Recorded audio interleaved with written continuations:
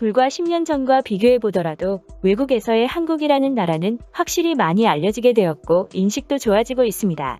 2000년대 초반까지만 해도 한국에 대해 잘 모르는 외국인들이 많았는데요.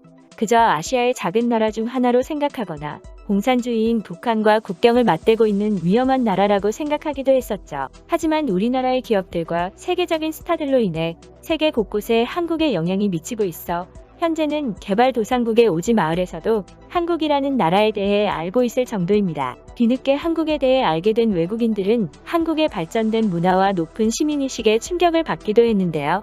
예측 불가능한 북한과 휴전 중이면서도 2016년 세계에서 가장 범죄율이 낮고 가장 안전한 국가 1위에 선정되어 한국을 언제 전쟁이 발발할지 모르는 위험한 후진국이라고 생각하던 외국인들이 놀랐던 것이죠. 해외를 자주 오가는 많은 스포츠 선수들은 한국을 경험하고는 안전한 치안과 시민의식에 놀랐다고 인터뷰를 하기도 했습니다.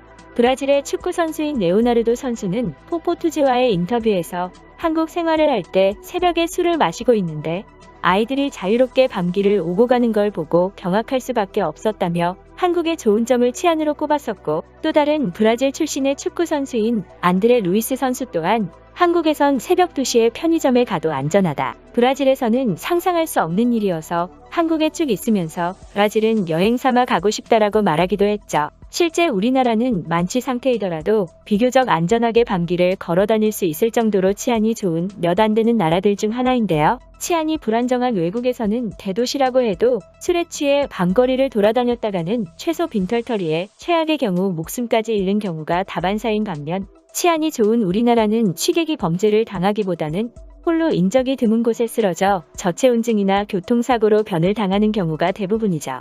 아시아의 위험하고 작은 나라 취급을 받던 우리나라가 이렇게 전 세계에서 치안이 좋은 안전한 나라로 꼽히고 선진국으로 불리는 등 국가의 위상이 높아질 수 있었던 데에는 한국인들의 뚜렷한 정체성 그리고 남다른 애국심이 있었습니다. 미국의 명문대 교수는 국가를 위한 한국인들의 희생을 바탕으로 중국인들보다 한국인들이 민족성과 정체성을 훨씬 더 강하게 가지고 있다고 주장하기도 했는데요. 실제 우리나라 국민들은 국가의 위기 앞에서 항상 단합했고 국민들의 힘으로 위기를 이겨냈습니다. 며칠간 자신의 끼니를 걸으며 독립군에게 밥을 지어주다가 고소한 밥냄새에 기절한 안학내 이야기나 나라의 부채를 갚기 위해 국민들이 자신의 재산을 자발적으로 내어놓은 금모으기 운동에 외국인들은 놀랐다는 반응을 보이기도 했죠.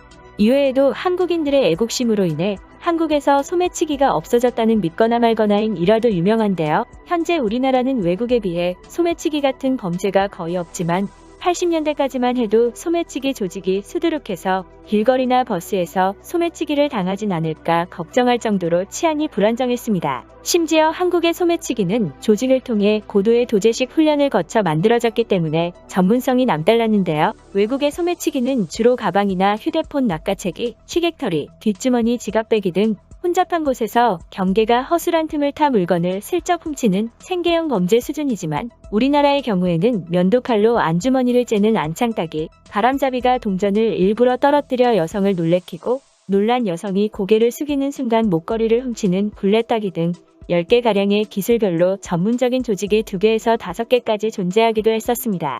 1900년대 우리나라 신문사에서는 소매치기 선수들은 은퇴 후 스스로 각기 두목이 되어 불량 소년들을 모아 소매치기 수법을 교묘히 가르친다는 기사를 발행하기도 했을 정도로 소매치기 문제가 심각했는데요. 아직도 미국이나 유럽 등지에서는 소매치기가 흔한 범죄인데 우리나라에서는 소매치기가 사라진 이유가 무엇일까요? 1980년대 들어 우리나라에서 국제 행사가 많이 개최되고 우리나라를 찾는 외국인들이 늘어나면서 소매치기는 자취를 감추기 시작했는데요. 시작은 소매치기 두목들이 88올림픽 등 세계대회를 앞두고 우리나라의 체면을 위해서 소매치기 활동을 중지한 것부터였습니다. 공식적으로 기록되어 있지 않아 믿거나 말거나 하는 전설적인 이야기지만 한국인들의 애국심과 민족성을 나타내는 일화로 잘 알려져 있는데요.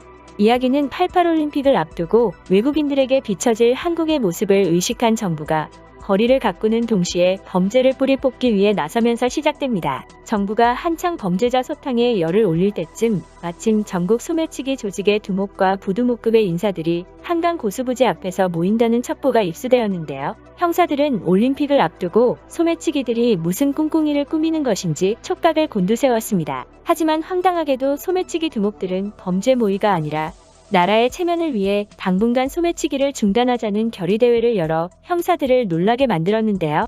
당시 한강에 모인 소매치기 조직들의 88올림픽 사수 결의안은 다음과 같았다고 합니다. 첫째, 우리는 우리나라의 명예를 위하여 올림픽 기간 동안 일체의 활동을 금한다. 둘째, 우리들 중 조직의 결정을 어기는 자가 있으면 소속과 직위고하를 막론하고 조직의 쓴맛을 보여줄 것이다. 셋째, 우리는 올림픽이 성공적으로 끝날 수 있도록 최선을 다한다.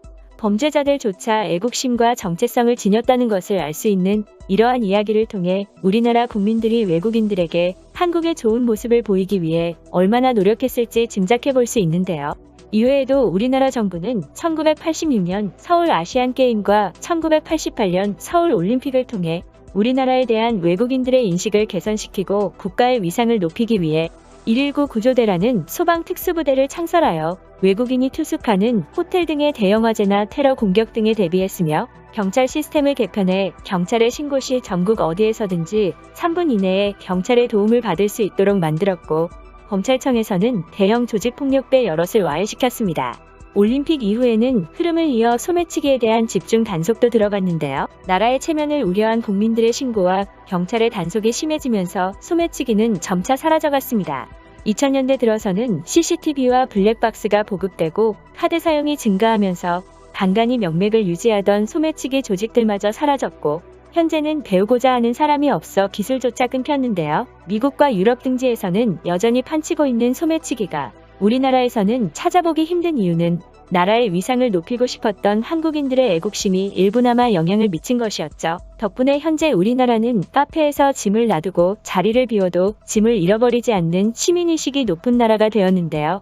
얼마 전 해외 커뮤니티에서는 인천공항에서 찍힌 한 장의 사진이 화제가 되기도 했습니다. 한국인들이 공항에서 이동하고 있는 평범한 사진이었지만 해외 네티즌들은 이 광경이 한국에서만 볼 수 있는 것이라며 믿을 수 없다는 반응을 보였고 급기야 미국의 언론 CNN까지 보도하고 나섰는데요. 한국인들이 보기엔 별로 특별할 것이 없는 사진이지만 외국인들은 사진 속 여성의 주머니에 한국 여권이 살짝 튀어나와 있는 것에 주목하고는 놀랐다는 반응을 보인 것이었습니다. 한 네티즌은 분실 걱정을 전혀 하지 않고 여권을 편하게 주머니에 넣고 다닌다고 라며 감탄하기도 했는데요. 우리나라의 위상이 높아진 지금은 한국 여권은 전 세계에서 손꼽을 정도로 높은 위상을 가졌기 때문에 항상 소매치기에 타깃이 된다고 합니다. 실제로 코로나 발생 전에는 한국 여권만 있으면 189개국을 무비자 혹은 도착 비자로 방문하는 것이 가능했기 때문에 한국 여권이 소매치기범들에게 인기였다고 하는데요. 우리나라에서는 소매치기가 거의 없어 편하게 주머니에 보관하는 것이 외국인들에게는 신기하게 느껴졌던 것 같습니다. 그러면 강한 애국심으로 우리나라의 위상을 높인 수많은 대한민국 국민분들에게 감사드리며 오늘 이야기는 여기까지 하도록 하겠습니다. 시청해주셔서 감사합니다.